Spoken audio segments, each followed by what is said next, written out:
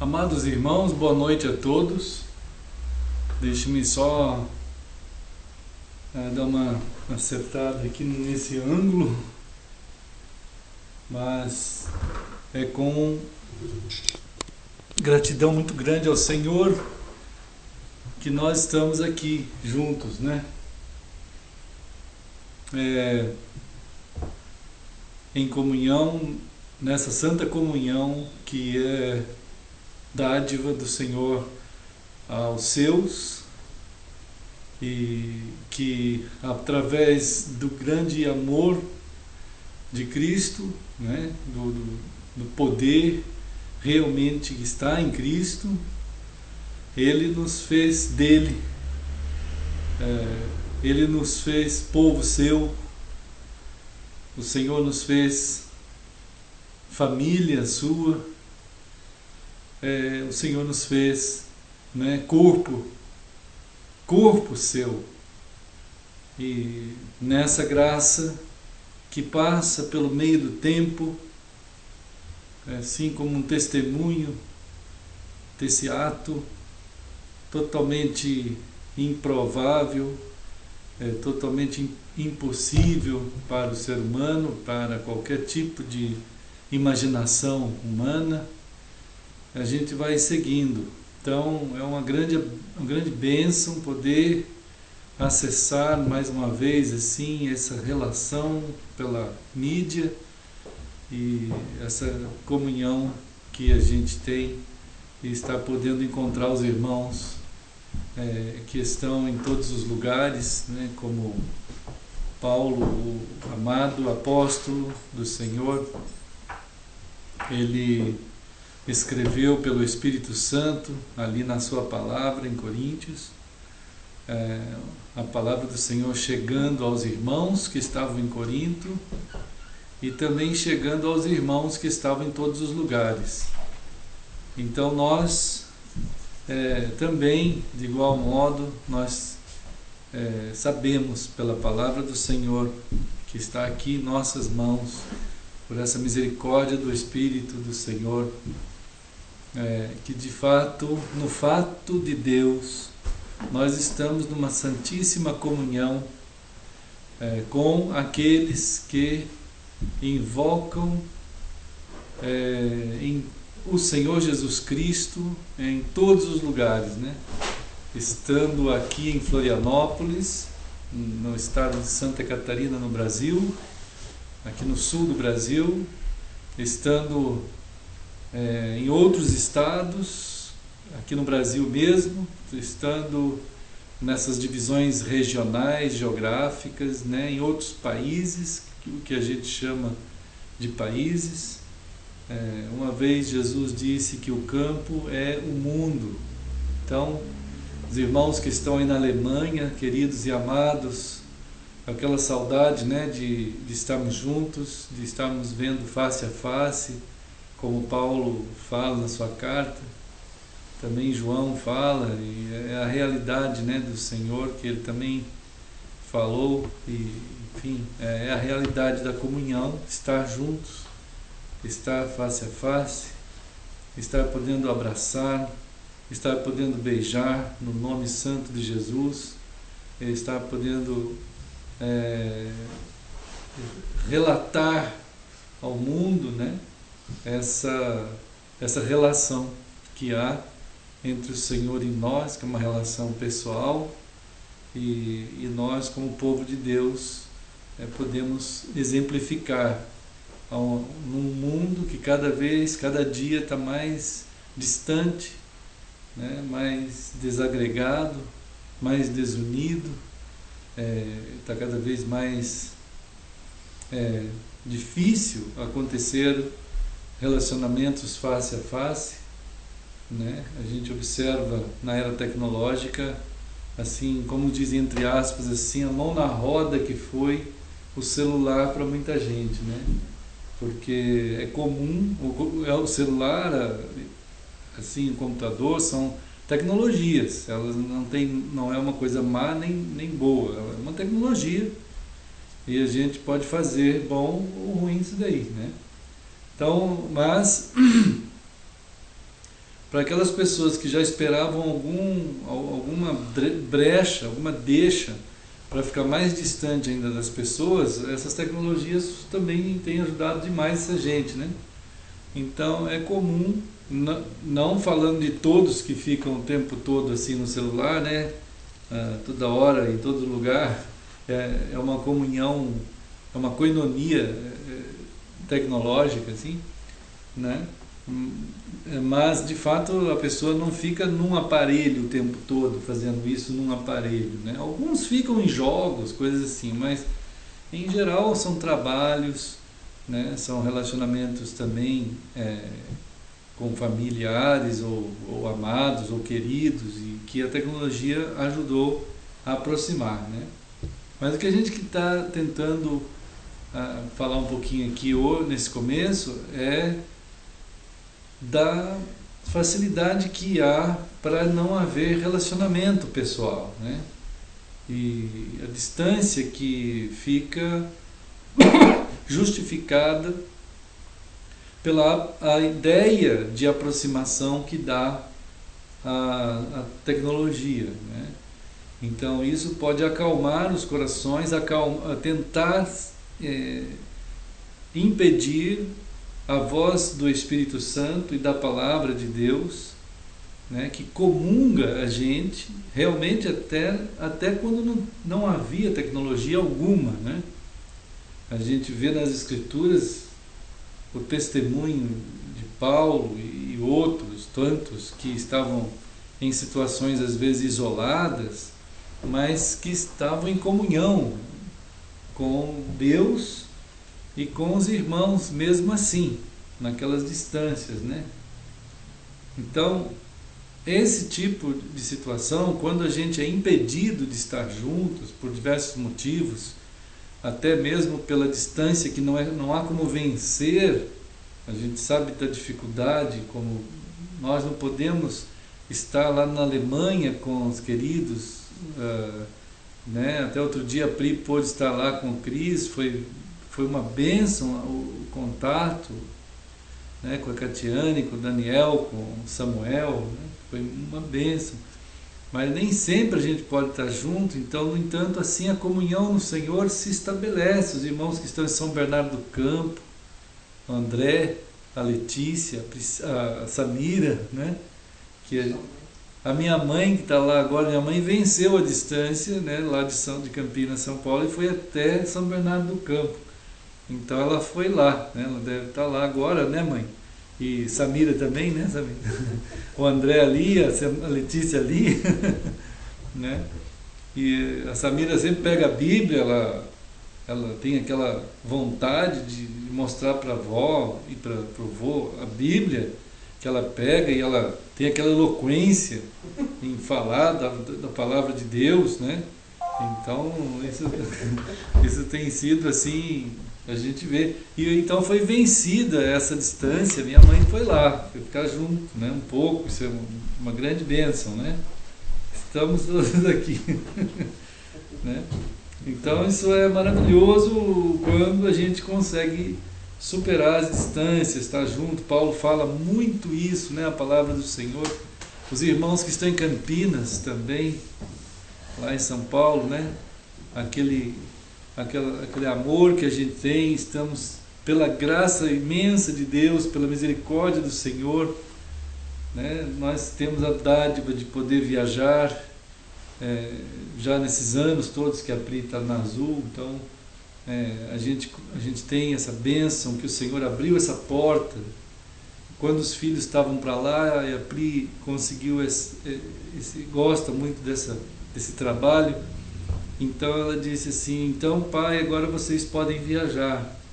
E a gente começou a orar ao Senhor, consagramos ao Senhor para podermos vencer as distâncias, porque antes a gente ia uma vez por ano lá em Campinas, São Paulo, era uma luta, tinha que juntar dinheiro o ano inteiro para conseguir ter aquele recurso para sair daqui com o carro e ir lá, né? Depois voltava, tinha todo aquele processo de gastava tudo a mais por causa da suspensão, pneu, era uma luta, mas a gente ia, né?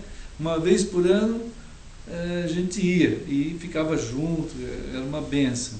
Mas depois que começou esse processo aí da Pri, a gente pôde, e depois do Cris também, a gente pôde ir todos esses anos. Consagramos ao Senhor essa porta aberta. E entendemos que o Senhor estava nos chamando para onde os filhos estivessem, a gente também pudesse continuar levando a palavra. E fomos, né? Então, em nenhum momento, isso não é apenas um testemunho, o momento sempre foi de levar a palavra do Senhor usando essa via aberta. E já são quase 5 anos, acho, não lembro direito, mas por aí, que a gente vai indo. Quando o André morava lá no Rio, mesmo quando o André morava lá na Guatemala, o Senhor já abriu uma porta para a gente ir, né? E ficar junto, e pregar a palavra, e estarmos juntos lá, e foi um momento especial, porque ali foi também levado pelo Espírito Santo o momento de encontrar a Letícia, que estava aqui no Brasil. Né? Então é algo assim de Deus, como a Pri e o Cris também, por vias tecnológicas, e agora vem vindo o Lipe, que está aí firme, crescendo no Senhor, né? Enfim, todas as vias de possibilidades de comunicação, agora com os irmãos em Campinas, podendo ir lá e ver a eclesia do Senhor que está lá em Campinas, com aquele amor tão grande pela palavra do Senhor. Até o irmão Daniel disse assim: pastor, eu tenho algo no meu coração que às vezes eu fico tão impetuoso, assim, igual a Samira, né? Falando tanto da palavra, igual eu mesmo, assim. E todos nós que amamos o Senhor temos essa caracterização da palavra, né? Aí estava dizendo para ele, estava me levando lá para casa da minha mãe antes de vir embora da outra vez, e a gente comentando sobre isso, né? Quanto Deus está formando em nós o seu amor, né?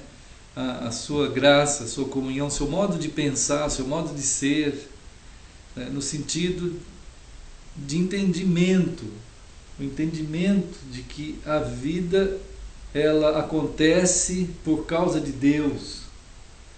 A vida não tem jeito de acontecer sem Deus, é impossível.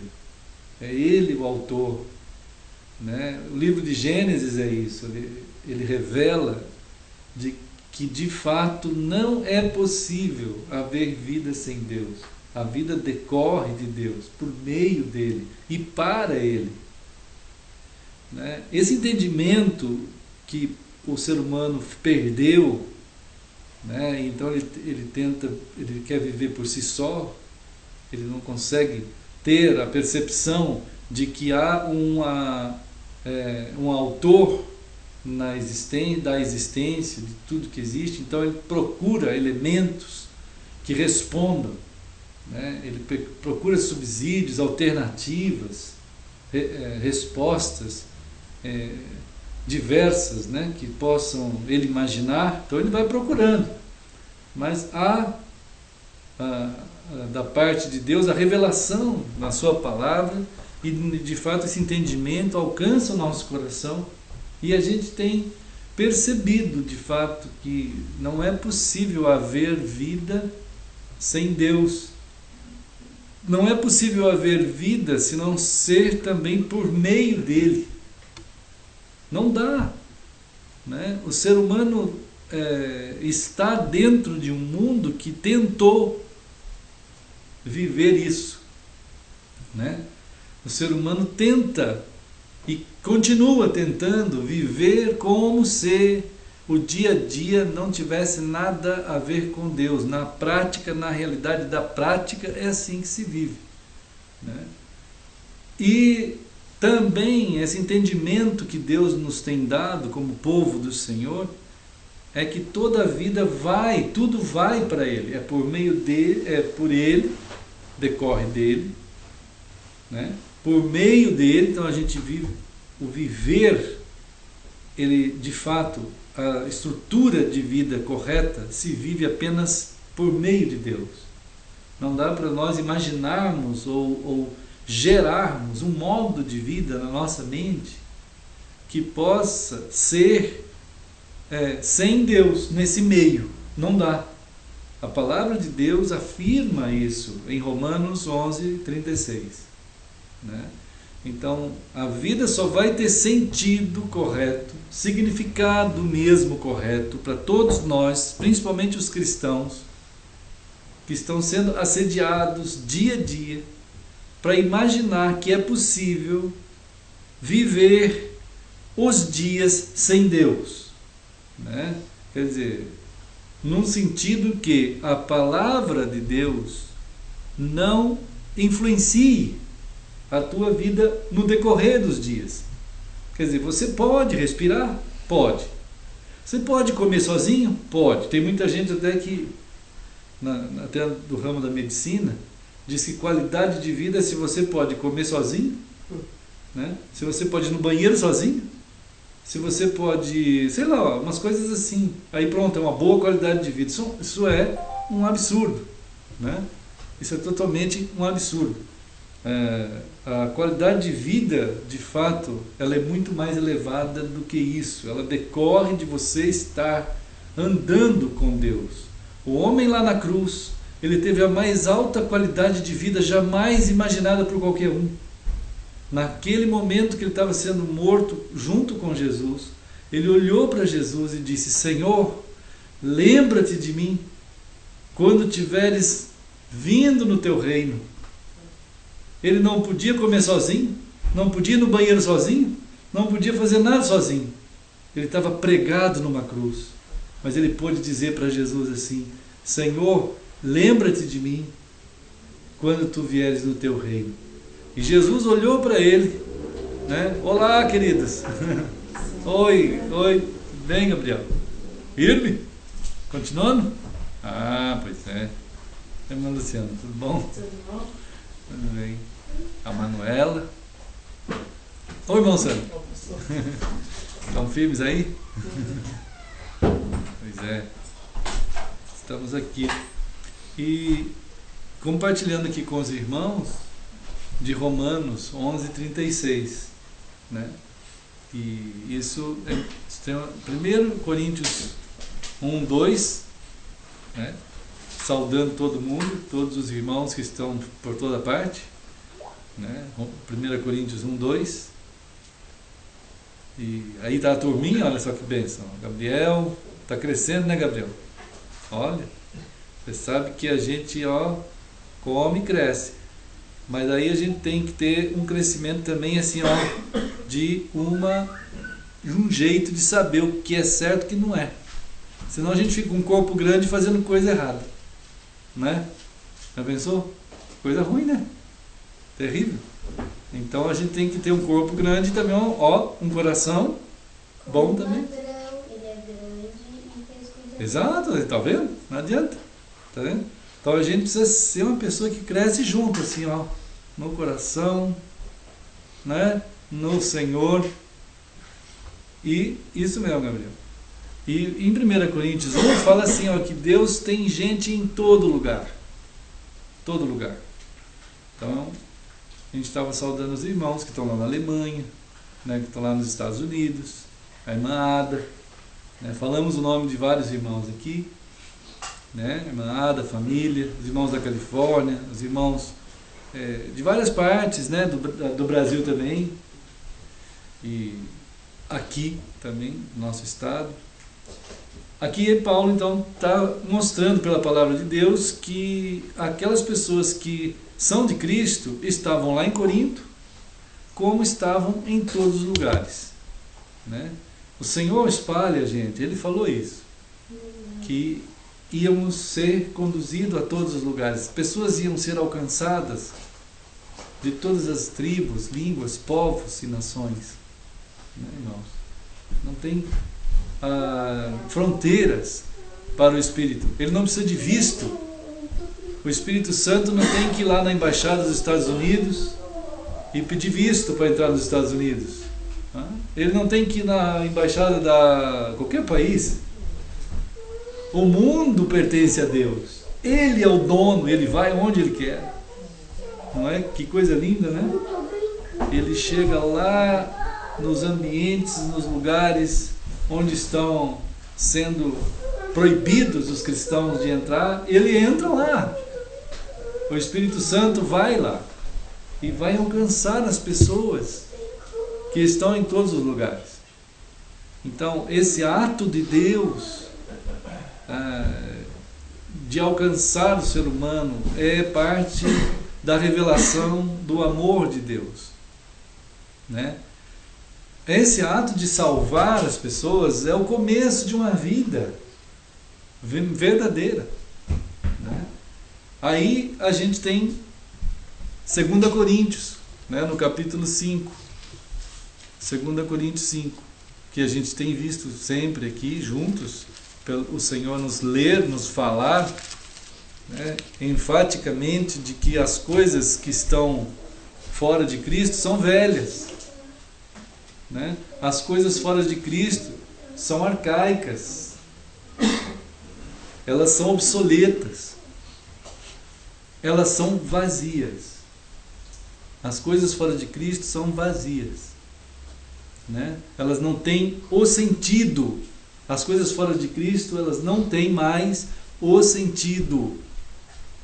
Qualquer coisa que tu vê no mundo que estamos, o mundo que estamos, e o próprio ser humano em toda parte, sem Cristo, não tem mais o significado, gente. Não tem. Que deve ser, que deveria ser. Não tem mais, perdeu, né? O mundo, diz a Bíblia de Deus, a palavra de Deus, em João, o mundo jaz no maligno. O mundo está sob um estado e um status de malignidade, né? Então ele está numa situação fatal, mortal, né? Ele perdeu o significado correto, ele está vazio, ele se esvaziou totalmente do significado. Essa palavra vai encontrar na Bíblia em vários lugares, às vezes como vaidade, né? Lembra de... Então aqui, 2 Coríntios, ele, antes de ir para outra palavra, ele fala dessa situação. Se você está em Cristo, você está naquilo que é o sentido certo. Em Cristo é algo que você está. Você está em Cristo, quer dizer, é alguém que você está, né? Não é se você estiver em Cristo, né? É estar, o ato de estar. Esse ato de estar, irmãos, ele deve ser vigiado na nossa mente, porque é em Cristo que há o sentido, o significado correto para tudo. É o mundo de Deus que está acontecendo. Paralelo. Quer dizer, paralelo à verdade, paralelo ao mundo real de Deus, tem um mundo que já está morto, já está falido, já está arcaico, já está em decomposição, porque está morto, jaz. Sabe o que é jaz? Aqui jaz. A coisa está morta. E o pessoal imagina, aí claro, tem coisas bonitas, tu olha assim, what a wonderful world. Aí o pessoal canta, né, aquela música, tem coisas bonitas, imagina só, a gente olha assim, já acha bonito, porque são ainda restos de coisas belas, que estão funcionando, né? Mas a palavra de Deus revela para nós que tudo isso que está aí, embora tenha coisas bonitas, está antigo, arcaico, em processo, já está morto, né?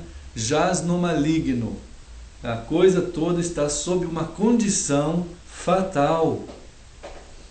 Fatal. Não tem mais condição de vida. A vida está em Cristo. Então, aquele que está em Cristo, estar em Cristo é um processo de estar em Cristo. Nós não podemos deixar de estar em Cristo. Nova criatura é. Quer dizer, o novo, real, verdadeiro está em Cristo. Por isso que Romanos, né, a percepção disso aparece mais em Romanos 11 também, 36, outra palavra. para a gente pensar aqui, né, irmãos? Romanos aqui vai apresentar para nós, né? Romanos 11:36.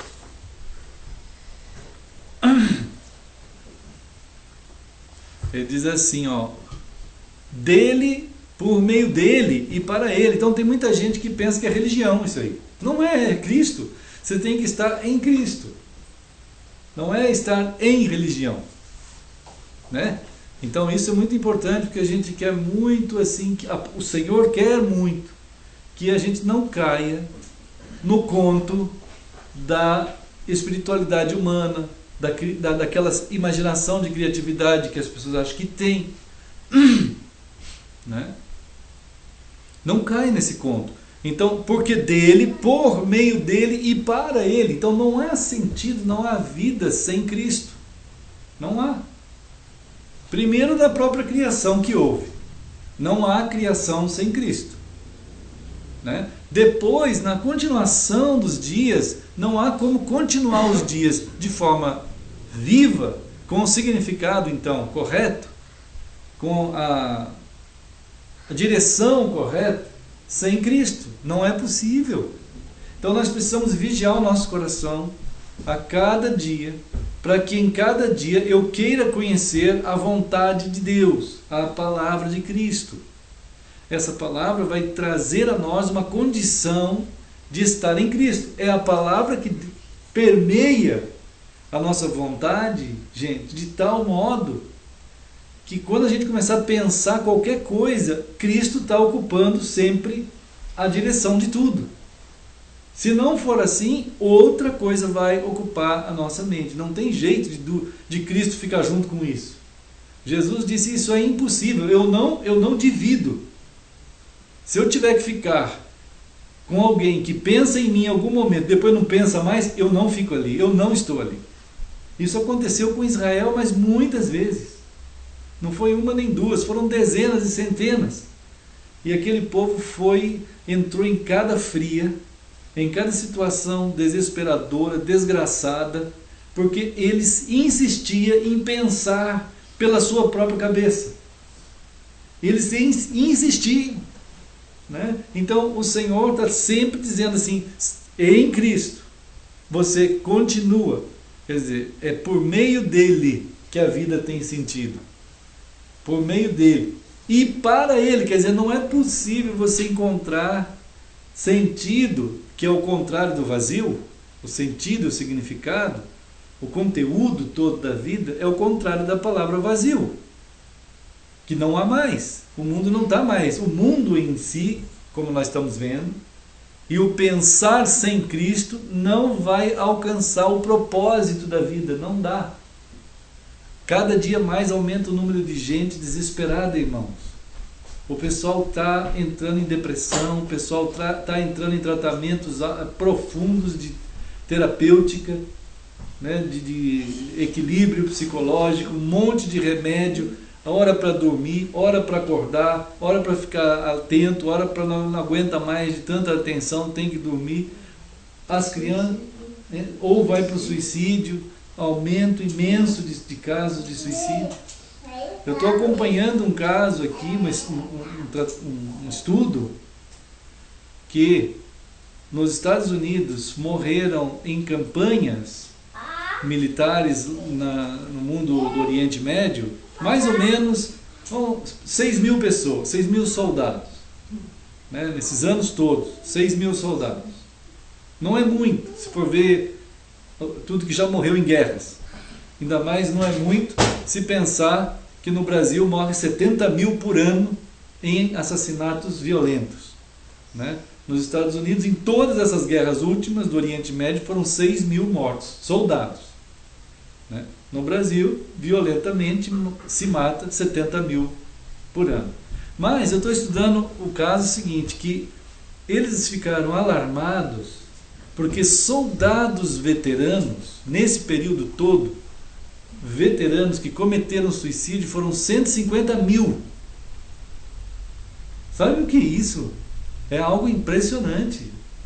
Algo impressionante, irmãos. O que está acontecendo com esses homens que estão voltando, né? de lá dos campos de guerra, eles conseguem tirar o corpo deles de lá, vamos dizer assim, estão vivos. Eles chegam nos Estados Unidos, quando chegam lá de volta, eles estão se matando. O que está acontecendo? Então, está sendo um alvo desses últimos tempos de um estudo profundo sobre o que está acontecendo nessas vidas. Mas aqui no Brasil também, pouco tem de estatística nessa parte, mas a gente conversando com pessoas da saúde, eles estão dizendo que tem uma quantidade imensa de suicídios em Florianópolis. Florianópolis, que é considerado um lugar maravilhoso para se viver. O pessoal está se matando. Por que o pessoal está se matando? Então o pessoal está achando que tem vida sem Cristo.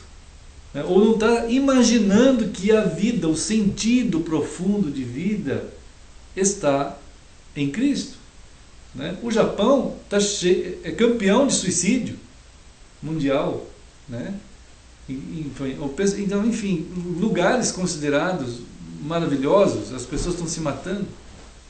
Agora já está se estudando se o nosso futuro será de uma eutanásia legal. Quer dizer, você vai ter a tua vida, porque a ciência vai melhorar e vai te esticar a massa do pastel. Você vai ficar aí uma massa esticada até 100 anos, por exemplo. Mas a qualidade de vida, como o pessoal da saúde estava dizendo para nós, assim, o que é qualidade de vida na área da saúde? É você ir no banheiro sozinho, você comer, você dormir sozinho. Isso, é claro, vai ter que levar a pessoa para a morte mesmo, para o suicídio. Se a qualidade de vida for ir no banheiro sozinho, comer sozinho, dormir sozinho, isso é um absurdo. Isso é pior que animal. Até o animal fica banando o rabinho. Até o animal quer ser afagado.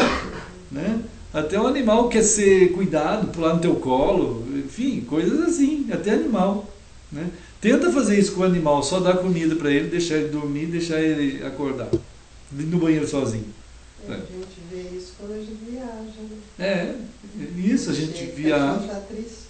Tá triste, eles ficam tudo assim, comida, estressados. Cama para dormir. A gente deixa comida, água e cama para dormir. Eles estão estressados, bichinho.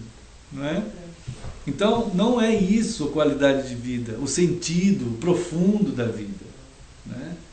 Mas as pessoas estão cada dia reduzindo mais, e as pessoas então chegaram à conclusão que nós deve ter daqui a uns tempos uma lei que assista a você o direito de se matar legalmente. Como dizia o antigo, como que é aquele, o Admirável Mundo Novo, do Aldous Huxley, Ele tem um livro interessante de ler, que é começo do século passado, que é um livro extremamente ficção, mas que não mais é ficção, porque as pessoas atingiam 30 anos de idade e ali eles iam para um spa muito bonito, com umas músicas, e ele deitava e ele era levado a uma sala panorâmica lindíssima, assim, de paisagens, e ali ele ia inalando um negócio que ele morria ali. 30 anos era o topo que ele podia desenvolver, tudo que se imaginava que uma pessoa poderia atingir como plenitude era aos 30 anos. Então ali ele morria. Até que descobriram uma tribo, que tinha lá no meio da selva, que as pessoas tinham 70 e eram todo mundo alegre, tinha as crianças, tinham gente idosa, avô, avó, pai, mãe, filho, e era um lugar tido como excursão. Passava uma aeronave ali por cima e eles ficavam olhando, assistindo aquilo, olha que coisa, parecia um zoológico, era um humanológico. Aí eles ficavam olhando, e tinha alguns que conseguiam um passaporte para visitar aquele povo, de vez em quando. E aí, de vez em quando, descia lá um casal. Uma vez desceu um casal, eles ficaram tão fascinados com aquilo. Mas isso aqui que é viver. As pessoas se amam, vivem muito, tem coisa para fazer na vida. Tem muito mais do que a gente imaginava naquele tipo de sociedade que foi criada. Entende? Então, são situações que vão fazendo com que as pessoas imaginem que vida é determinadas coisas que na verdade não são. Em Romanos 11 diz que é preciso uma vigília das pessoas que são em Cristo, para que não percam a visão de que é em Cristo a vida. Como é que nossos filhos estão imaginando a vida? Né? Como é que nossos netos estão imaginando a vida? Como é que os nossos filhos estão conseguindo transmitir aos netos o que é de fato viver? Né? Esse é algo que a palavra de Deus está trazendo ao povo de Deus. Nós precisamos entender que passar para eles que é em Cristo a vida, é em Cristo. Né? Não adianta, até uma vez uma pessoa falou assim, eu vou levar alguém lá, pastor, para assistir lá. Não traga ninguém aqui. Né? Isso não vai adiantar nada. Isso vai ser mais um engano em cima da pessoa. Você tem que levar alguém, leva a Cristo. Leva essa pessoa a Cristo. Depois ela vai entender o que significa corpo de Cristo. E aí sim ela vai ter a inserção num corpo.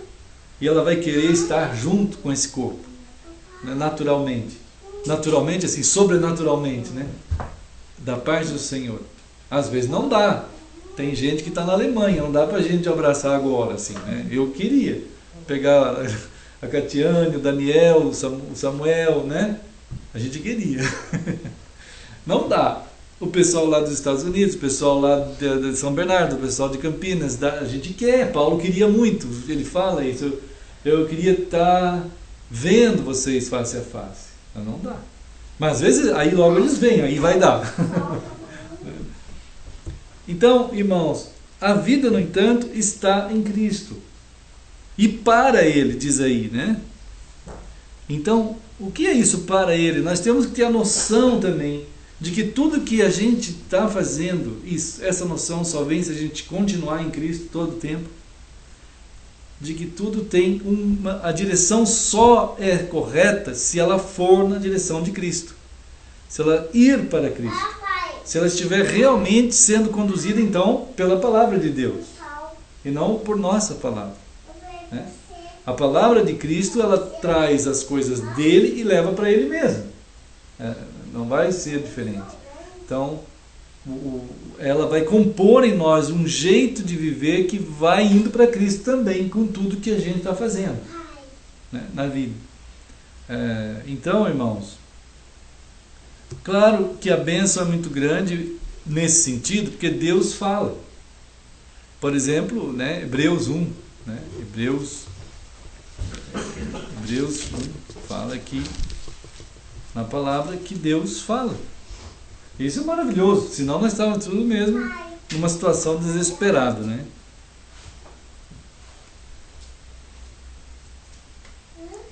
Olha só, havendo Deus outrora, Hebreus capítulo 1, né?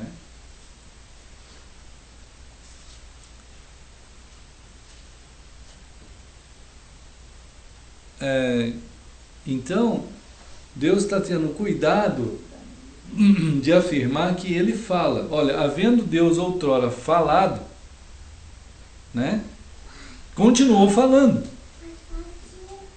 Ele falou e continuou falando. Quer dizer, ele está expressando a sua palavra para que a gente tenha a gente seja alcançado pela palavra, a gente seja conduzido pela palavra dia a dia e no propósito que deve ser, que é conduzindo para Ele mesmo, né? Então, os filhos, quando ouvem a palavra da gente, a gente quer que eles saibam que somos nós, né, que estamos conduzindo eles, e deve ser assim, e isso é precioso quando é assim. Embora a gente tenha no Brasil hoje uma propaganda massiva o tempo todo, dizendo que quem educa é a pátria, né? Tem até um slogan, é a pátria educadora. A pátria não é educadora, ela nem pode ser educadora, jamais. Quem educa são os pais, né? É o pai e a mãe, a autoridade dada por Deus no sentido de autores. Quem que foi que gerou os seus filhos? Foram vocês. O Estado não veio aqui dormir com a tua esposa para gerar o teu filho. Não foi assim. Quem gerou foi o marido. E o casal e a família antecede em muito ao Estado. Entende? Em muito. Quem foi formado primeiro não foi o Estado. A senioridade dessa questão está sobre o Estado. Sobre o Estado está o homem e a mulher. Deus, quando chamou para orientar o mundo, ele chamou o homem e a mulher. Ele não fez um Estado e falou assim, ó, agora o bando de gente, vocês vão fazer isso, aquilo, vão eleger um presidente, nada disso.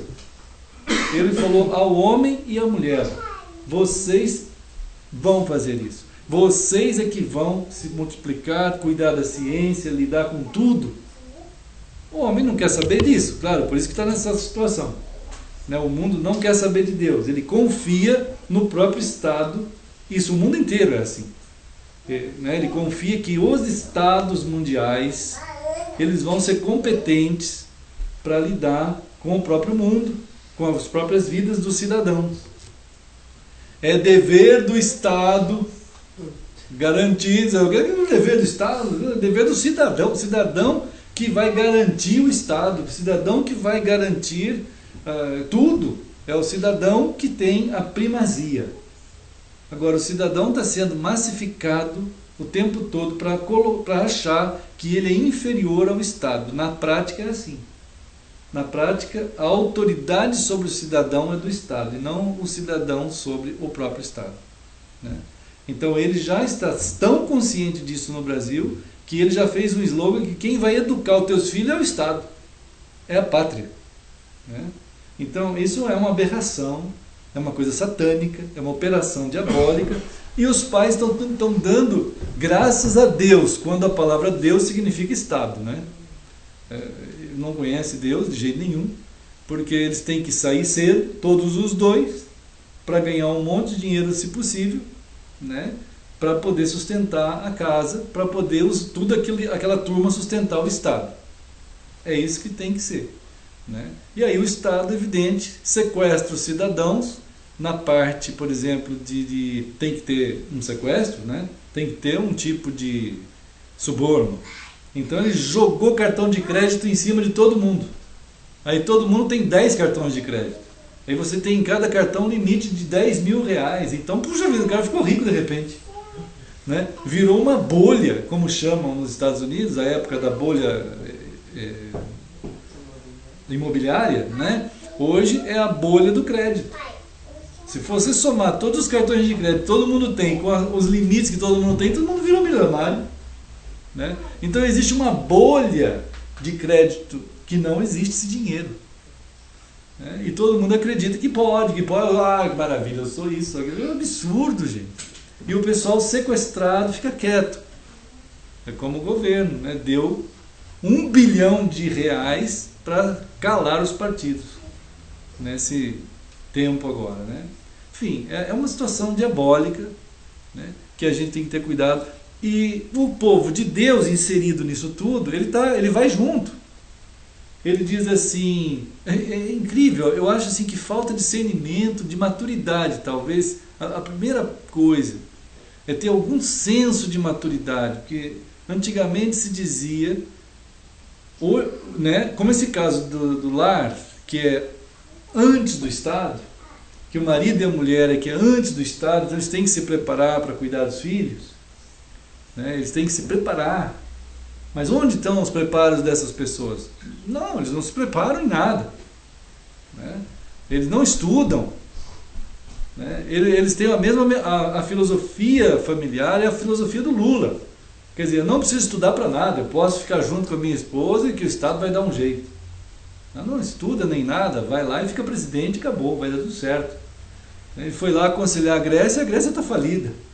É um absurdo. Em 2012, ele foi ser o grande conselheiro do novo presidente da Grécia. Olha o que aconteceu. A Grécia está falida. Entende? Então, aí está a proeminência do lar. A mesma questão dos cristãos. Ele antes dizia assim, a igreja, ela é leiga. Não, o Estado é leigo. A própria igreja diz que o Estado é leigo. O Estado não é leigo. O Estado não é leigo, ele foi gerado por Deus. Não pode dizer que o Estado é leigo. Quer dizer, aí você tem uma ideia de que você é separado do Estado. Aí cria aquela ideia de teologia fatiada, né? O cristão, ele não pode se envolver com o Estado, e o Estado não pode se envolver com o cristão. Isso é um absurdo. Não existe uma coisa dessa. Não é que... Agora, o que acontece de fato? A igreja foi lá, pediu o CGC e casou com o Estado, né? Formou... Ela tem CGC, irmãos. A igreja virou pessoa jurídica. Como que pode uma coisa dessa? Isso é um absurdo. Só no século XX, XXI que isso daí foi possível, né? Você transformou um corpo de Cristo em pessoa jurídica. Só a mentalidade humana é satânica para fazer uma coisa dessa. E aí colocou um CGC em cima disso, quer dizer, casou com o Estado, formou uma relação conjugal com o Estado, e diz ainda que é separada do Estado. Então é um negócio de prostituição mesmo, né? É adúltera ainda. Ela entrou em casamento com o Estado e ainda diz que não está ligada com o Estado. Então é um negócio de adultério mesmo. Casou e ficou separada. Casou com o incrédulo, que é o Estado, uma instituição chamada de Deus. Se casa com o incrédulo documentalmente. Mas isso, eu estou falando, é uma realidade. Basta ver nas chamadas igrejas, todo mundo tem CGC, inscrição, está casada com o Estado. Mas ao mesmo tempo diz que é separada do Estado. Então é um negócio maluco. E o pessoal pensa que isso é de Deus, né? Entende? Havendo Deus falado, não adianta nada, né? Não tem sentido nenhum. Se Deus falou, se Deus não falou. Então, no entanto, Deus falou, né? No entanto, Deus falou, né, irmãos? E avisou o ser humano para que não houvesse ideia de viver sem Ele. Por exemplo, né, Gênesis 2,17, que a gente tem também sempre alertado o aviso de Deus.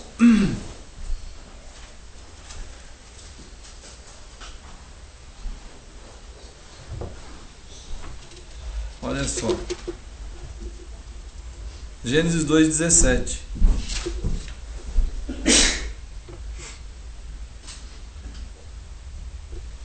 Olha só. Da árvore do conhecimento do bem e do mal não comerás. Quer dizer, é preciso do Senhor para saber o bem e o mal. A gente precisa do Senhor. A gente não pode, nós não temos autonomia. Nós não somos seres autônomos. A gente é ser dependente de Deus. Somos feitos por Ele, por meio dEle, para Ele. Não tem jeito. Precisamos de Deus. Para o povo de Deus, então, isso não pode ser esquecido de jeito nenhum. Conhecer o bem e o mal só com Deus, não tem jeito. A gente tem que andar com Deus. Não adiantou, irmãos. Porque Deus disse assim, olha, no dia que vocês fizerem esse tentativo e quiserem viver assim, por vocês mesmos, vocês vão morrer, né? Certamente morrerás. No hebraico é 2 vezes a palavra morrer. Vocês vão morrer e morrer. Quer dizer, havendo a morte, vocês ainda vão ficar mortos, né? Quer dizer, vocês vão passar por um estado fatal dentro da vida. A vida vai ser uma vida de morte. E ainda depois disso, vocês ainda vão morrer, vão ficar mortos. Então, o estado da condição de vocês vai ser tal de desespero, de descontinuidade, de vazio. A condição da vida de vocês será vazia. É uma morte. A vida não vai ser mais vida. Vai ser morte. E ainda depois dessa morte, vocês vão morrer de novo. Vão continuar mortos eternamente, né? E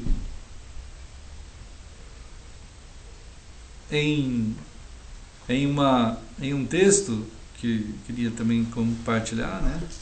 Romanos 8:20. Vamos ver lá em Romanos. Ele está dizendo isso, que tudo que há depois desse fenômeno aqui, que Deus avisou, né, tal, em 2,17, eu acho até que eu preciso corrigir um estudo que eu fiz, que eu pus 3,17, mas é 2,17. Está lá na internet, os irmãos que receberam hoje via e-mail, aí todo mundo, está escrito 3,17, irmãos, mas é 2,17, viu? Agora é Romanos 8,20. Agora é Romanos 8,20. Olha só, irmãos, o texto de Romanos. O cuidado de Deus em avisar a gente aqui, porque ele fala assim, ó: a criação está sujeita à vaidade.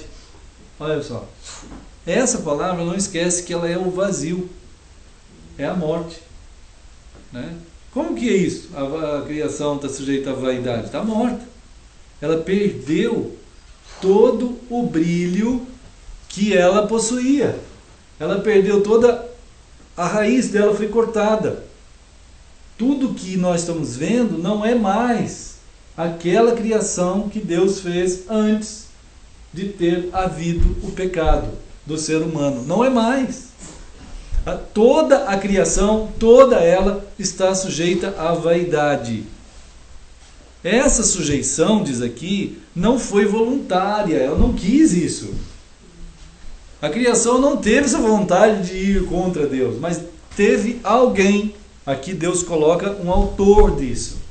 Ele expõe que há um autor, um responsável. Houve um responsável que causou esse dano a toda a criação, irmãos. Houve um responsável. Está vendo aqui, ó? Não voluntariamente, mas por causa daquele que a sujeitou. Está vendo? Houve alguém, Deus está dizendo aqui, ele implica alguém. Aqui está implicando alguém, está colocando diretamente que há um responsável que fez isso na criação. Depois disso, quando Adão e Eva saíram do paraíso, do jardim, né? É. Aí, Agora nós vamos ver em Gênesis, né? Aí, quem foi esse alguém, né? Então a gente vai lá em Gênesis.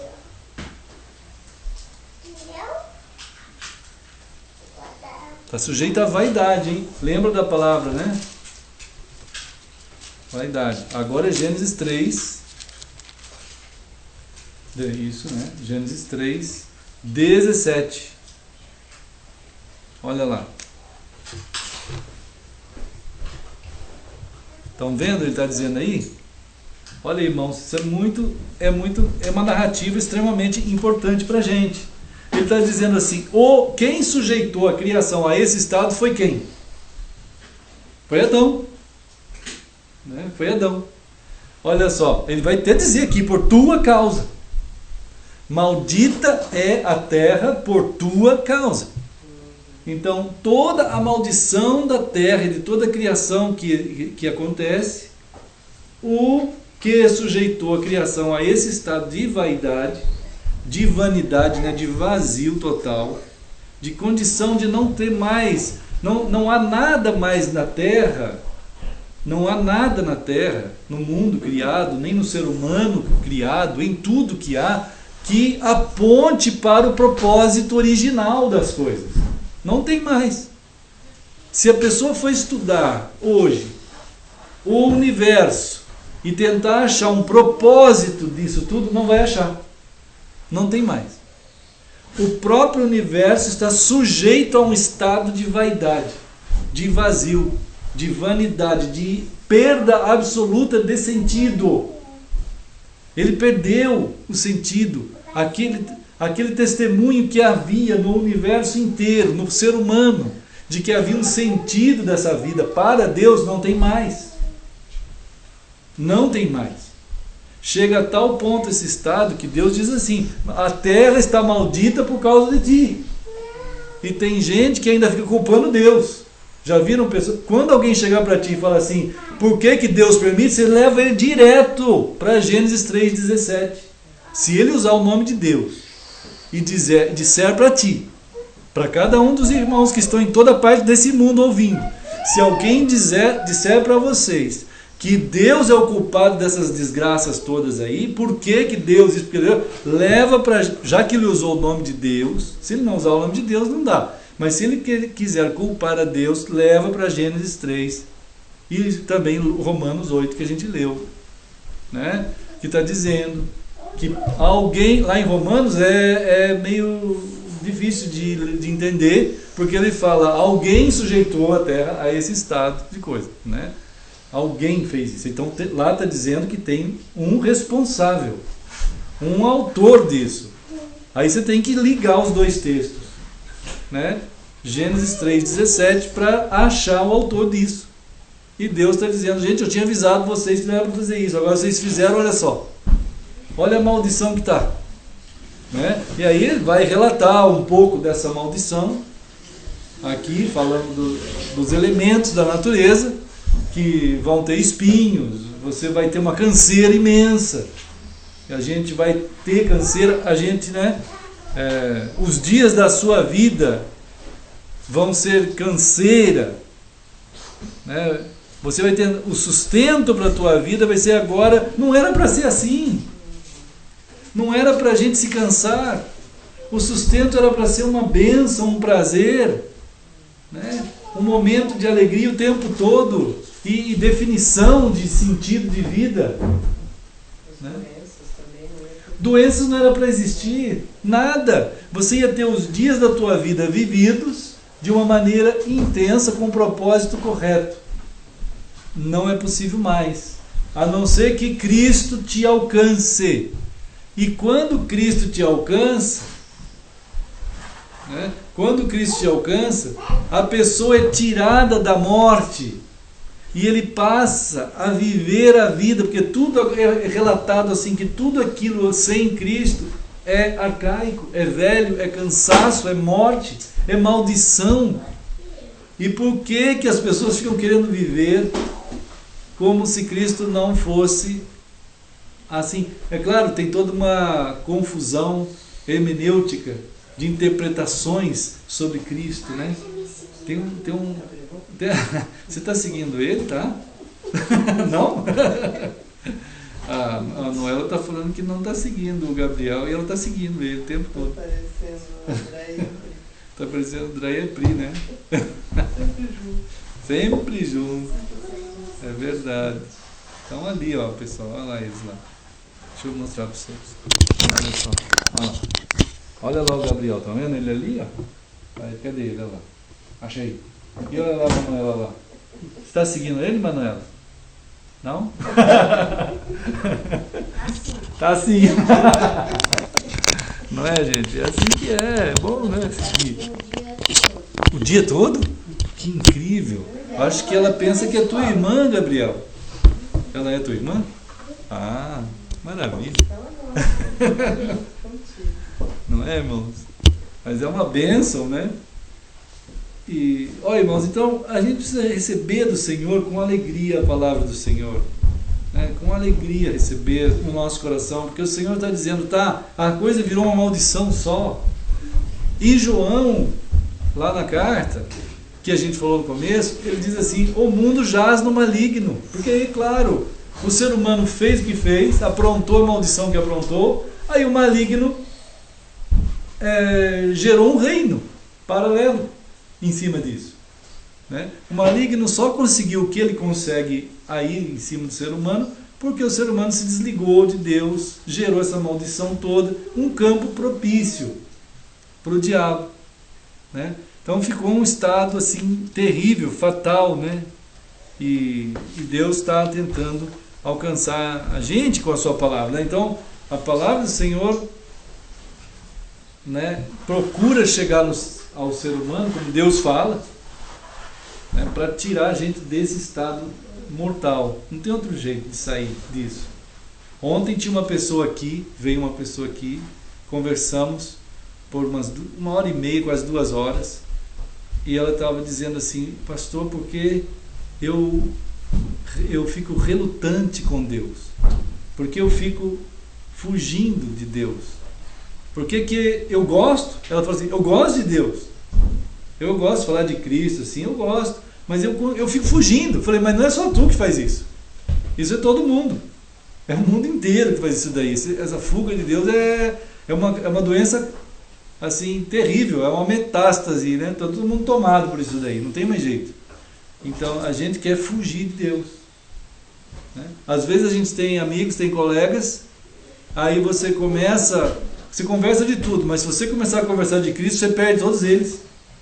Ele some todo mundo, ninguém mais fica. Entende? Não é que tu está querendo que eles vão embora, você nem quer, mas eles não vão ficar. É que o coração humano não aguenta Deus. Não aguenta nada que é puro, que é santo. Não vai adiantar. Aí o crente faz uma confusão com isso daí. Então ele imagina assim, bom, então eu tenho que meio que acho que eu tenho que ficar indo junto com as pessoas lá onde que eles vão. Aí ele, mas o que é isso? Não é isso. Eu tenho que fazer tudo o que eles fazem. Não, não é isso. Né? Você continua com o seu braço aberto, seu coração aberto, né? Mas você mantém o testemunho do Senhor. É claro que isso é uma luta, até que chegou ontem essa pessoa disse assim, pastor, eu não quero mais resistir a Cristo, eu preciso de Jesus. O que eu faço? Porque se eu falar que eu preciso de Jesus, na minha mente vem uma outra voz dizendo assim, isso tudo é mentira, você já falou isso um monte de vezes, isso vai ser um engano. Eu falei, mas o que é que você quer mesmo? Não, mas eu quero Cristo. Então essa é a tua vontade de querer. Isso é o que você quer. Vamos orar sobre essa palavra tua. E nós oramos aqui. E a pessoa se entregou a Cristo. Né? Bem aqui. Então foi uma grande bênção. Essa salvação. Né? Essa nova vida. Que o Senhor começou a dar aquela... Mas é um começo. Né? Agora você vai seguir esse caminho do Senhor. Né, irmãos? É um começo. E... nós estamos vendo uma luta que 1 Timóteo vai revelar também, né? 1 Timóteo. Vamos ver aqui.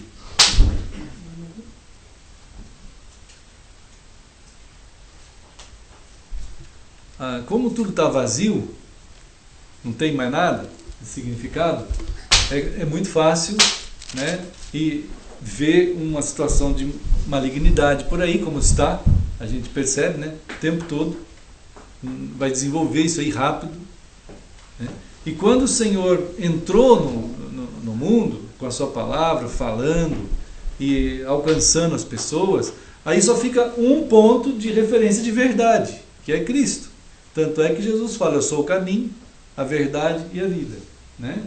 Então, assim, você tem aquele mundo inteiro de iniquidade e Cristo entrou aqui, sendo a distinção absoluta de tudo. Né? Então é como se tem assim, um ângulo reto só tem 90 graus. 89 não é reto. Né? 91 também não é reto. Se você você tem que ter um ângulo reto para ficar equilibrado, parado, certinho. Se ficar 89, vai cair. Se ficar 91, vai cair. Não importa, pode ser perto, mas não é o ângulo reto. Né? A verdade, não existe duas ou três, mesmo que esteja parecida, não é. Então é extremamente importante a gente ter um cuidado sempre de perceber isso aí. Mas é por isso que 1 Timóteo 4,1 fala do surgimento de gente, né? De gente dentro da falsidade, da mentira. 1 Timóteo 4. Porque vão querer combater com a única verdade evidente que há. Vai ter um combate em cima disso. E tem. Né? 1 Timóteo 4,1 diz aí, né, que o Espírito de Deus, o próprio... Oi, Manuela, né? É Deus mesmo que está falando para nós, queridos irmãos. 1 Timóteo 4,1. O Espírito de Deus afirma que nos últimos tempos alguns apostatarão da fé, porque estarão obedecendo a espíritos enganadores que trazem ensinos de demônios. Essas pessoas que trazem os ensinos de demônios, eles vêm trazendo mentiras. É evidente, né? O diabo é o pai da mentira, ele vai inventar algo. Só que isso que ele está trazendo, a mentira, ela tem uma ação na mente dessas pessoas. A mentira tem uma ação na mente, não é assim de graça que a pessoa mente. A mentira, ela causa um dano na mente. A mente na Bíblia é um lugar muito profundo no ser. Na palavra de Deus, o estudo da psicologia não chegou ainda nisso, não vai chegar. Não vai chegar, porque quem é o pai da psicanálise é o Freud. Né? Quem trabalha as origens da psiquiatria, psicologia, essas áreas todas no estudo humano, não é a Bíblia, não é a palavra de Deus. Né? Os fundamentos, até eu tenho aqui o livro do Freud, que eu estava mostrando ontem também, aqui. Né? Eu já mostrei para os irmãos esse livro aqui, né? O Freud e o pastor Pfister. Né? Uma vez eu estava fazendo um casamento do irmão Vondrasek, Hugo Vondrasek, lá do Rio Grande do Sul. Ele 85 anos. E a Dalila, 80 anos. Um casalzinho, muito bonito. Né? E eu fiz o casamento deles. Alguns irmãos talvez se lembram deles, né? Lembra? O Hugo tocava violino. Bonito, tocava violino. E eles, né, são parentes. Tem um parentesco lá. Uma pessoa da família deles conhece o pessoal da família do Freud. E eles então acharam, a filha do Freud achou na casa do pai, né, um monte de cartas que foram escritas pelo Freud quando era o Freud amigo do pastor Pfister. 30 anos de cartas. Já pensou? Estava num baú. Aí eles foram começar a fazer um livro disso daí. E o Hugo falou assim: ô pastor, o senhor que estuda essa parte aí das pessoas, da profundidade do ser na Bíblia, o senhor não gostaria de ter esse livro? Eu falei: sim, gostaria. Aí eles fizeram o livro. A filha dele, a parente deles trouxe esse livro também, e aí me deram o livro. Já tem outras edições mais novas, a capa é outra já. Essa é a primeira edição, né, que ganhei deles. E é estudado na Universidade Federal do Rio Grande do Sul, nas aulas de psicologia, né, lá na universidade. E outros lugares também já é estudado, eu não sei mais onde. Eu dei aulas em cima desse livro também, na faculdade, muitas vezes, há alguns anos. Eu ensinei para psicólogos, não esse livro aqui, mas fazia parte desse livro, né? Algum conteúdo. Mas a primeira carta, eu acho que a primeira carta do Freud, ou segunda, não me lembro bem, deixa eu ver aqui, vamos ver. Segunda, né? A segunda carta do Freud, ele mesmo fala que o trabalho deles em tentar ajudar as pessoas na profundidade dos problemas que elas possuíam, ele diz assim, para o pastor Pfister, escrever na carta, ele diz assim: o senhor certamente não duvida que o seu sucesso, pastor Pfister, tem sido alcançado através do mesmo caminho pelo qual o nosso é.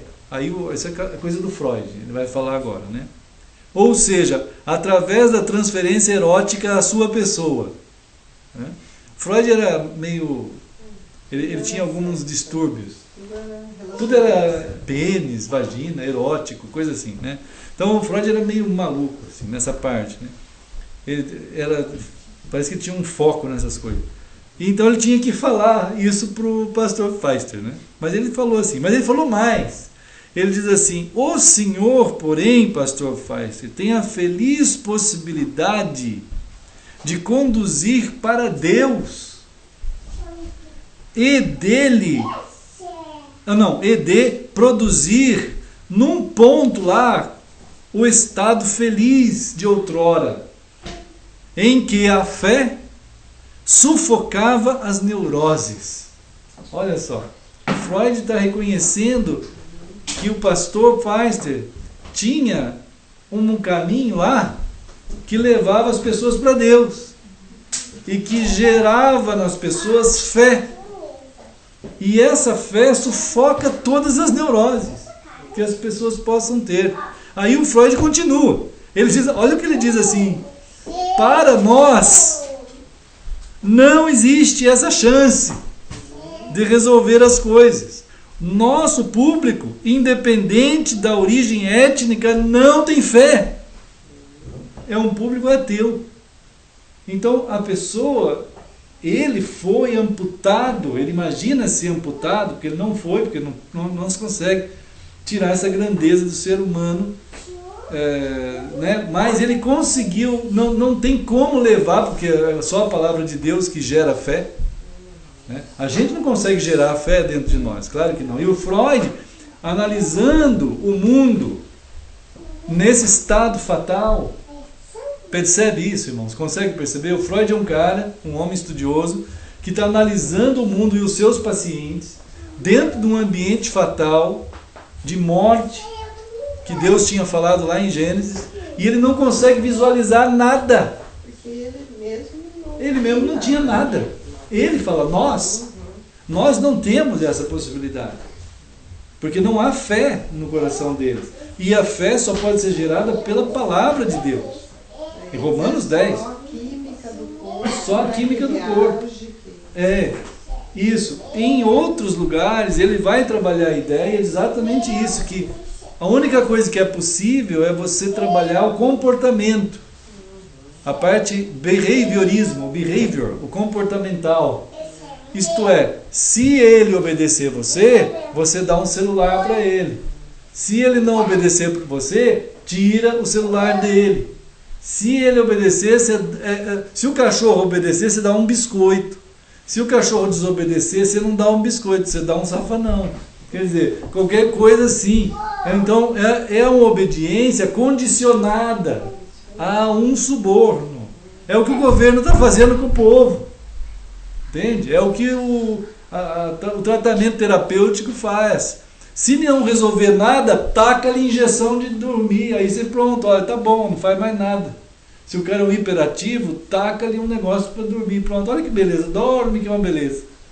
E se ele não conseguir acordar, taca-lhe igual o Michael Jackson, né? Taca-lhe um excitador lá para ele acordar e começar a pular para tudo que é lado e fazer todo aquele movimento que ele fazia. Então é um negócio assim absurdo que o ser humano está submetido. O Freud estava sendo o gestor dessas coisas, né? Estava gerindo essas coisas, gerando essas coisas, né? Então, ele fala aqui assim, olha, mas ele continua falando o mesmo assunto. Mas então, irmãos, o que é terrível de ouvir é essas tentativas humanas que não chegam a nada. E eles estão aqui, há um reconhecimento disso, né? É documental isso daqui. Mas é impressionante que as pessoas, elas, em geral, elas não são nem sensíveis ao ponto de considerar os argumentos de Deus, né? Assim, o que Deus tem a dizer.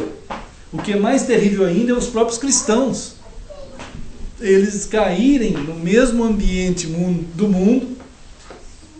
E muitos vieram perguntar para mim, mas pastor, e a psicologia, como é que é? Eu tenho que estudar isso, eu quero... Então, tu está sendo chamado para cuidar das pessoas em profundidade, tu precisa ir para a palavra de Deus, né? Então, e levar essa palavra ao ser humano. Só que os pastores, em geral, eles não estão preparados para essa profundidade. Hoje, a teologia, ela é humanista. Ela caiu no behaviorismo cristão, né? O cristão vai para uma igreja para receber alguma coisa. É isso que ele pensa. Ele não tem um pensamento alto, elevado, um pensar em Cristo. Ele pensa em uma troca. Eu vou para uma igreja que eu possa ter algo para os meus filhos, algo para mim, algo para a nossa família. Tem que ter algum retorno. Se tiver, eu fico. Se não tiver, eu vou embora. Quer dizer, ele vai procurando, é igual um supermercado religioso. E tem chance disso. Tem um monte de chance. Outro dia ligaram aqui, já falei para os irmãos, perguntando se tinha muro de escalada aqui. Eu falei, você deve estar maluco, né? Não, estou procurando uma igreja que tenha muro de escalada. É um absurdo uma coisa dessa. Entendeu? Vai na Decathlon. Tem aqui a Decathlon, uma nova igreja que surgiu aqui perto de casa. É imensa. Né? Você vai lá, entende? Você fica bem, toma energético, né? Fica lá, meditando. É verdade, é uma boa. Se ligar aqui, eu vou falar. Né? Então, irmão, o povo está mal, coitado do povo. Os cristãos estão deslocados. Cristo está deslocado do centro, né, que ele é. E isso é grave. Então o Espírito expressamente diz, olha, que as pessoas vão surgir, vão cair, vão sair da fé. A fé, ela é palavra de Deus. É o amor que a gente tem a Cristo. É a palavra que mexe com a gente o tempo todo onde a gente esteja. Na Alemanha, em São Paulo, São Bernardo, Campinas, e onde a gente é levado a estar pelo Senhor. Eu estou com meus filhos, eu estou trabalhando em algum lugar, eu vou indo e volto, mas nisso tudo, Cristo é lembrado no meu coração com profundo amor. Eu conheço o pensamento de Cristo. Essas palavras são guardadas no meu coração. Eu guardo isso que Jesus está dizendo aqui, porque eu amo Ele, eu quero saber o que Ele pensa. E como Ele me dá indicadores para eu pensar também. Isso é amado por mim. Então esse é o povo remanescente, é o povo restante, que o Senhor falou que não vão cair da fé, não vão abandonar a sua fé, eles vão manter a sua fé. Haja o que houver, ele está ligado em Cristo, né? E isso também está sendo falado em 2 Timóteo. Né? Aqui é primeiro, agora tem também 2 Timóteo, no capítulo 3. Vamos ver o 2 Timóteo 3. Aí já vai trabalhar uma outra área mais profunda também do ser, que é quando a gente começa a dar lugar à mentira, né? Ao vazio. Isso é falta de Deus tão grande, ela gera um lugar cada vez maior para você mesmo. Né?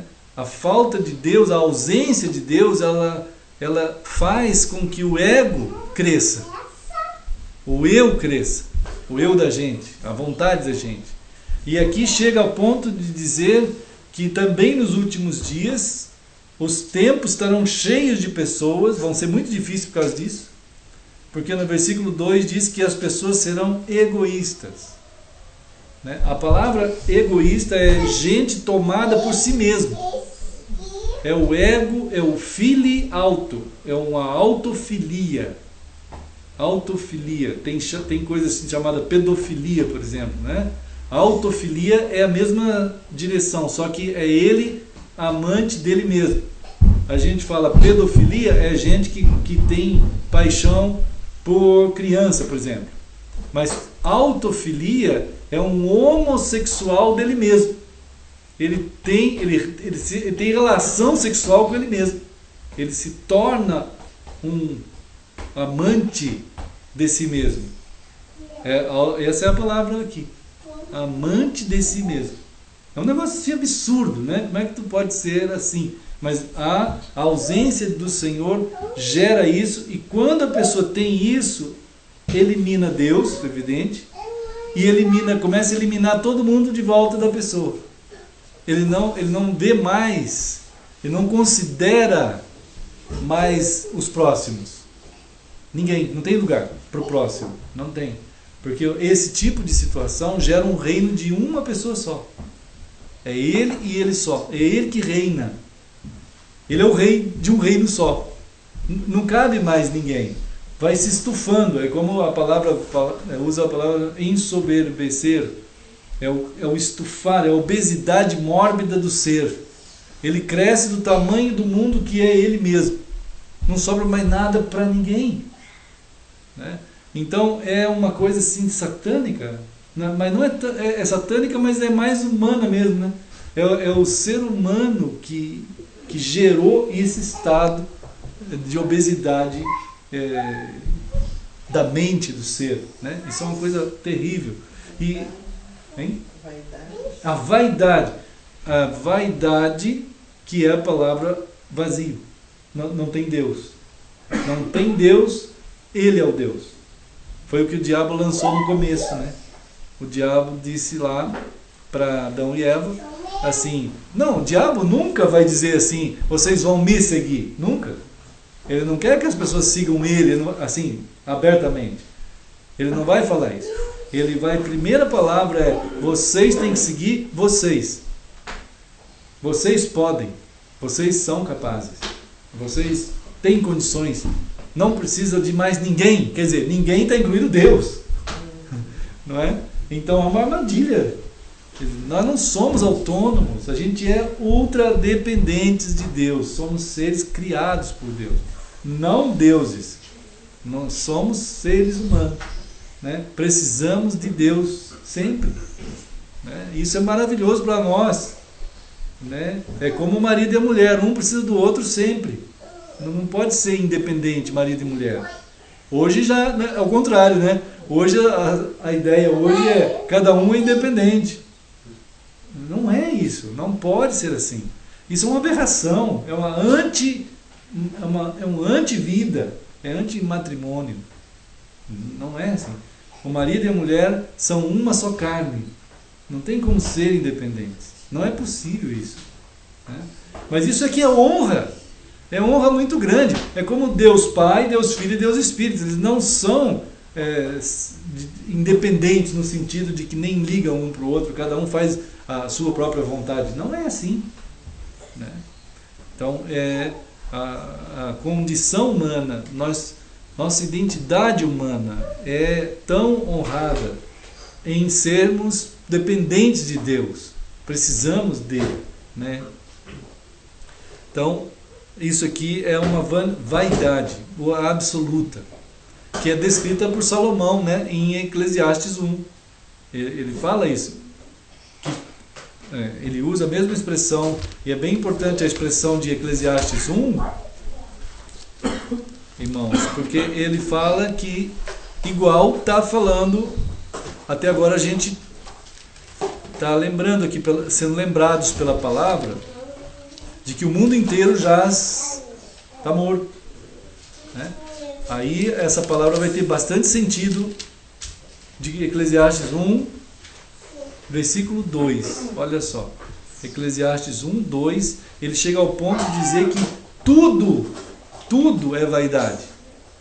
Isto é, como se ele estivesse falando no mesmo tom de João, que o mundo inteiro jaz, né, no maligno.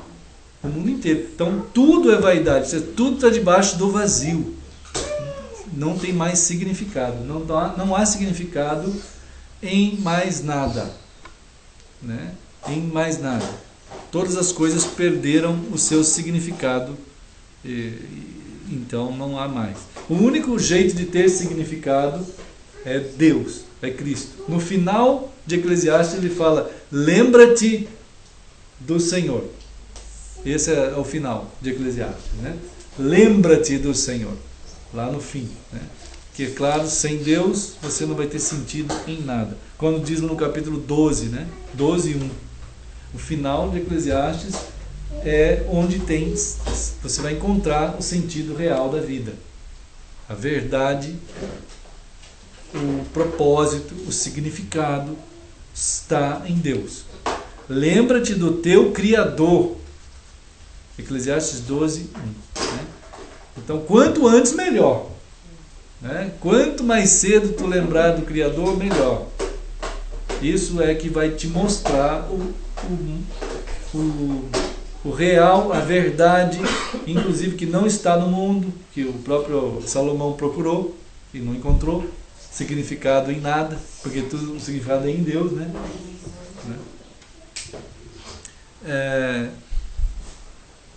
Então, irmãos, e aí nós já vimos 1 João 5,19, vai falar a mesma coisa, 1 João, né? 5,19, 1 João, lá no fim, perto de Apocalipse, né? Depois aí já vem Judas e aí Apocalipse, mas é 1 João 5,19.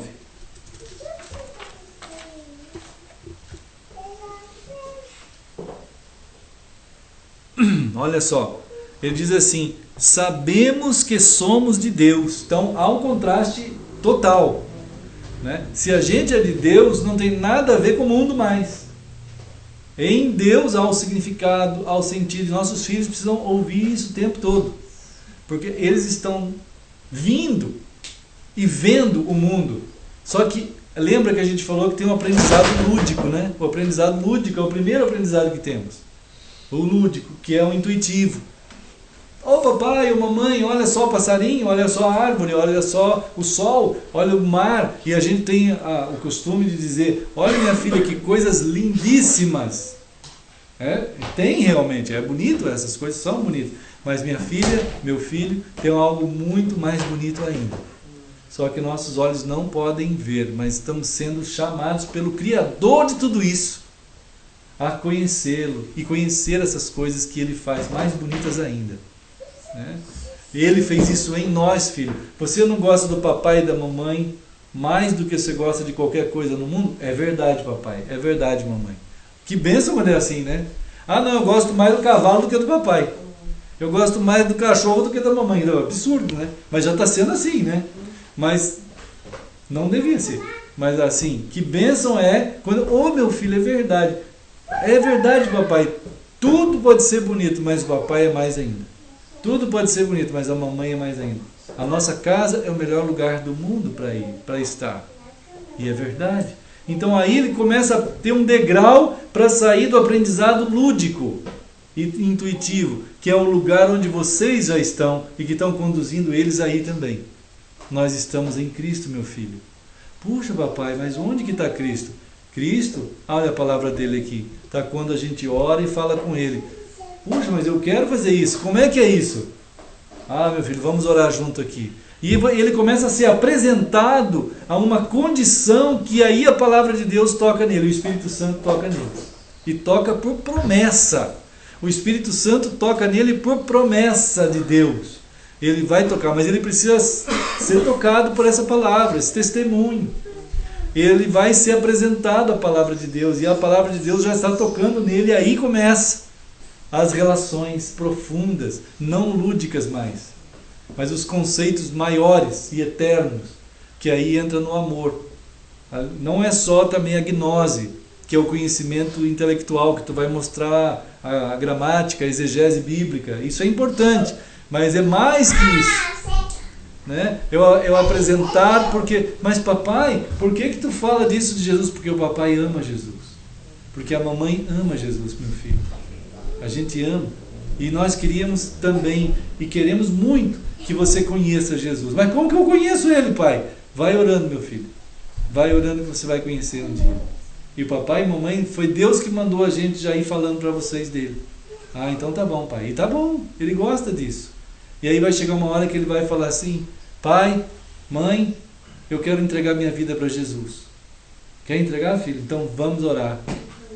Aí ele ora, com aquela idade tenra, pequena ou mais ou menos, ou sei lá que idade que for, ele vai entregar a vida ao Senhor. Vai ter esse dia. E ele então agora, meu filho, da mesma forma que tu entregaste a vida a Jesus, tu continua falando com ele. Mas o que eu vou falar? Mas fala tudo, filho.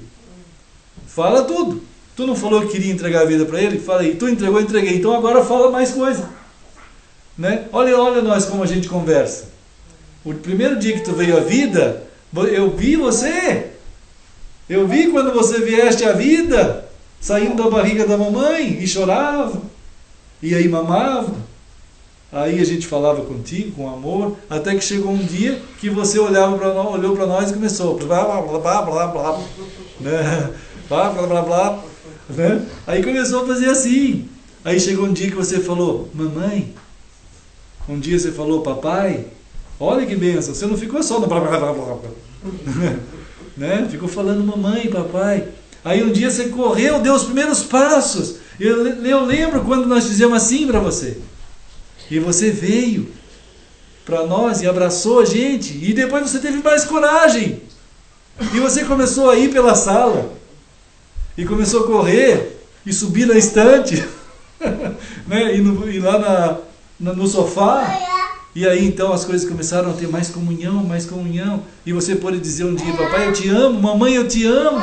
e abraçava forte. Olha lá, mano. Né? E a gente se abraça. Aconteceram essas coisas. Que maravilha, Manuela. Que maravilha, Gabriel. Não foi assim mesmo? Foi assim, coisas belíssimas. Então com Deus é assim, né? E Deus está chamando a gente para Ele, né, irmãos? Para Ele mesmo, para Ele mesmo. Deixa eu ver que é o assunto. Irmãos, semana que vem a gente continua, né? Mas assim, eu coloquei essas palavras em estudo ali na internet, para a gente examinar depois com mais cuidado, né? Com mais calma, pensar sobre isso, sermos lidos por essas palavras do Senhor, né? Guardar, meditar, orar, falar com o Senhor sobre isso, deixar Ele falar conosco sobre isso, né? E a gente ser conduzidos pelo Senhor nesses dias difíceis, realmente. Muita gente está dizendo por aí o tempo todo: ah, mas está mal, ah, mas está ruim, ah, mas está isso. Eles estão falando isso aí. Mas o povo de Deus tem o Senhor que dirige a gente. É por meio do Senhor que a gente está indo. É por meio dele. E até ele, irmão. E não tem nada que vai mudar isso. É muito ruim quando o cristão, no meio dessa coisa, ele tropeça, para, claro. Mas o Senhor está conduzindo a gente para ele mesmo, né? Então a dignidade da gente ir conforme o que Ele está ensinando para nós é uma bênção, né? E depois a gente continua, né, a pensar juntos. Vamos celebrar, porque nos alimentamos do Senhor. Vamos celebrar o Senhor na ceia do Senhor, né? O Senhor disse assim que Ele é o alimento que nós comemos com alegria hoje, em toda parte. E Ele disse assim: então, enquanto eu não vier para buscar vocês, vocês fiquem juntos aí e celebrem que vocês se alimentaram de mim, né? Vocês pegam o pão. Aí eu um dia entreguei meu corpo por vocês, para que vocês pudessem estar hoje no meu corpo, sendo o meu corpo. Eu entreguei meu sangue por vocês, a minha vida, para que vocês pudessem um dia ter o meu sangue correndo em vocês, fazendo de vocês o mesmo sangue que eu. E há de chegar o dia que eu vou voltar para buscar vocês, para levar vocês para junto comigo estarem no céu. E então nós vamos sentar juntos. E Jesus vai fazer questão de cumprir isso, irmãos. Ele vai. Claro, foi na cruz que Ele provou isso. Ele falou: um dia nós vamos estar sentados juntos no céu, conversando as conversas que tem que ser conversadas, que vocês queriam tanto ouvir e falar. Junto comigo, me ver face a face. Eu quis tanto esse dia. Esse dia vai chegar e nós vamos estar juntos lá. Eu quero que vocês saibam isso e que vocês façam as minhas lembranças lá na terra, enquanto isso, com proclamação. Vivam comigo na minha palavra. Então nós vamos pegar o pão e o suco. O irmão Sandro pode entregar, por favor? E assim como Jesus falou isso para os seus queridos, e que essa palavra vai ecoando, na verdade, da mesma palavra, até o dia que Ele chegar para encontrar Ele mesmo. O eco é assim, Ele vai e volta para Ele mesmo, né? E nós vamos juntos, né? E assim Ele disse que para os seus, naquela casa de João, provavelmente, Ele falou assim: eu quero que vocês saibam que esse pão é o meu corpo. Simboliza, né? Significa também que vocês estão se alimentando de mim. E peguem esse pão, peguem ele, né? Comam esse pão, sabendo que vocês realmente comeram juntos, da mesma forma que vocês estão pegando o mesmo pão aí. Significa que vocês estão dizendo que é a mim que vocês têm por comum. Nós aqui, os irmãos lá em São Bernardo, em Campinas, nos Estados Unidos, na Alemanha, em Califórnia, onde os filhos de Deus que invocam de todo o coração o nome do Senhor estiverem. Foi assim que Jesus disse em Mateus 26, 26. Deu aos discípulos, partiu o pão, deu aos discípulos, orou. Vamos orar.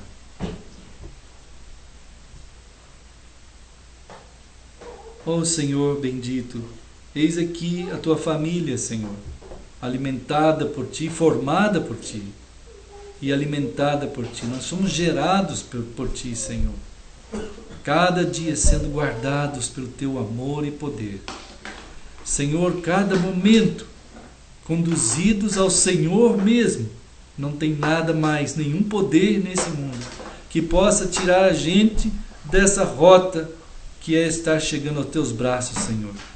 E nós estamos aqui exatamente, Senhor, como o Senhor nos ensinou e ordenou, celebrando o Senhor e tudo que o Senhor é, o Senhor foi e será para nós. Eis aqui a tua família, Senhor, celebrando o Senhor em nome de Jesus. Amém. E então Jesus deu aos discípulos dizendo, tomai, comei, isto é o meu corpo. E assim, como o Senhor ensinou aos seus queridos e nós vamos fazer agora.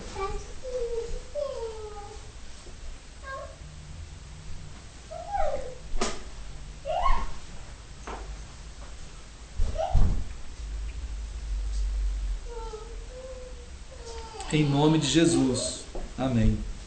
Irmãos queridos. Depois disso, Jesus então, mais uma vez, falando com eles, ele pegou o cálice e estava dizendo assim para eles assim, olha, eu quero que vocês bebam, porque o meu sangue será derramado lá naquela cruz, né?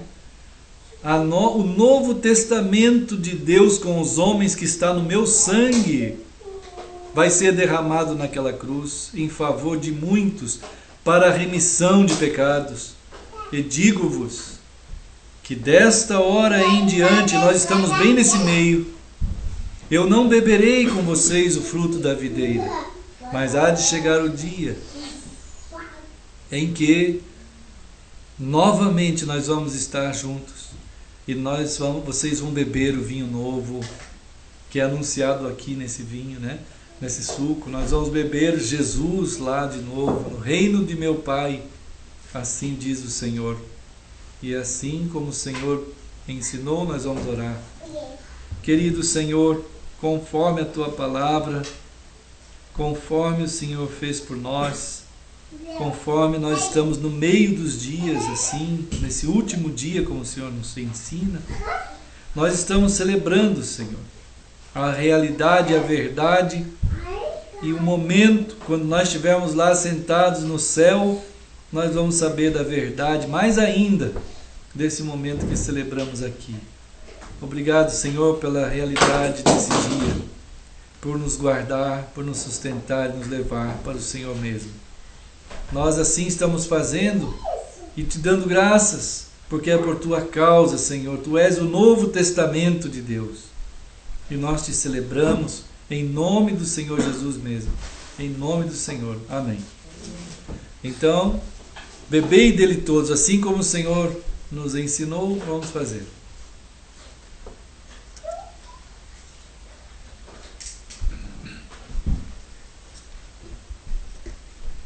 E assim, Senhor, nós fizemos aqui juntos, mais uma vez, junto com todos os teus filhos, em toda parte, nós celebramos o que o Senhor é e tens feito e vais fazer por nós. Em nome de Jesus. Amém. Obrigado, Gabriel, por estar aí pegando os copos e também pela Manuela. Manuela, obrigado. Está ajudando também, né? Muito bem. Muito bem. Só atrapalhando. Não, tá aí, aprendendo. Ó, quando a gente está aprendendo, a gente faz umas coisas meio estabanadas, sabe? A gente acha meio esquisito o jeito de fazer, assim, ó. Vai chegar um dia que você vai aprender a dirigir. Aí você vai sentar lá no carro, assim, ó, pai, como é que tá? Meu pai fala, tá bom, filho, tá bom. Vai indo, acelera um pouco. Tá bom, filho, vai indo. É, mas tá começando, né? Não cansa muito o pedal, mas tá lá no volante, não tá? Assim, ó, vai com alto, mas você vai indo devagar. Tem que ir um pouco mais alto, tem que sentar no colo do pai. É igual o Felipe. Agora já tá do tamanho certo. Agora ele tá do tamanho certo. Tá aprendendo também, Felipe? Tá aprendendo, é. Então, no começo é meio esquisito, o carro balança, né? Mas depois vai indo. Então, tá atrapalhado, não é que tá atrapalhado, tá aprendendo, né? Então, é assim, a Manuela também, ó, tá aprendendo com quem? Quem que é o professor da Manuela? É o pai e a mãe, mas também mais ainda que ela fica sempre é o Gabriel. É um professor. Isso é maravilhoso. Né, Gabriel? É, isso mesmo. Ora a Deus, Gabriel. Fala assim, Deus, tem uma irmãzinha que não sai de perto de mim. Eu preciso aprender direito para ensinar ela. Tá bom? Tá bom, Gabriel? Legal? Tá bom contigo? Ora a Deus aí, pede a Deus para ajudar você a ensinar a Manuela, tá? Legal? Bom, irmãos, vamos seguindo, né? Vamos seguindo. E Deus vai abençoando a gente. Deus abençoe todo mundo, os irmãos que estão lá, né? E assim a gente vai indo, na graça de Deus, né? Vamos ter um chá, né, ali, continuando a coinonia. E qualquer oferta pode ser entregue ali, que o Senhor nos guarde, né, na continuação das obras dele, que ele preparou para a gente, né, de antemão, para a gente andar nelas, né? Então, Deus abençoe, amados. Vamos ali, em nome de Jesus, né? Ali está a turma dos irmãos Sandro, ali também a irmã Luciana, a turminha, né? Ali, eu sei, hoje a irmã Catiane estava lá falando amém, né? O irmão Felipe e a irmã Nancy ali. E então que todos sejam guardados, né? Aí pelo Senhor. Deixa eu virar isso aqui de volta para cá. Bom, irmãos, vamos abraçar. Deus abençoe.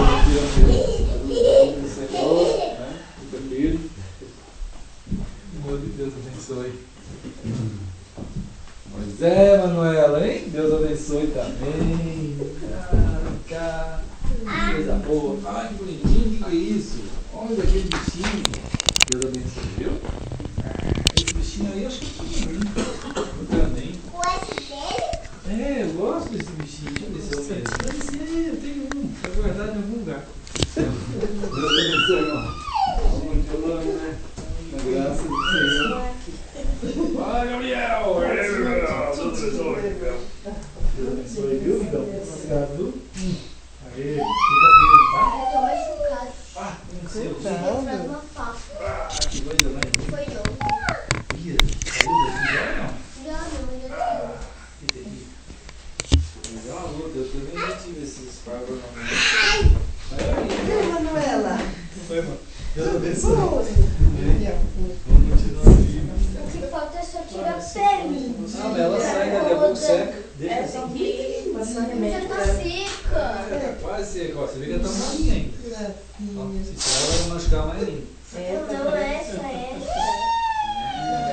Eu tô vendo, ó. Tem que passar daqueles remedinhos? Eu tenho. Ah, eu tava com, acho que até outro dia aqui. Agora já sarou. Pois é, irmãos, deixa eu só chegar aqui assim. Deixa eu virar pra cá de volta. Ah, tá dando um jeito ali da mudança. Pois é. Deixa eu dar uma desligada aqui. Deixa eu falar um tchau para todo mundo. Eu já vou lá também tomar um chá. Tá frio, né? Pois é. Obrigado, irmã Luciana.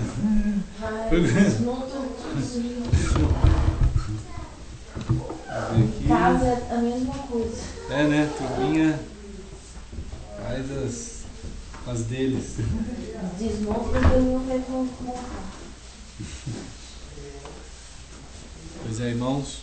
Deixa eu ver aqui, mandar um oi para todo mundo de novo. Ver aqui os recados de todo mundo. Estamos aqui, então, amém. Graças a Deus, turminha aí. E nós vamos ali, né? Que Deus guarde vocês. Na terça, com a graça de Deus, vamos estar em Campinas, São Paulo. E continuando.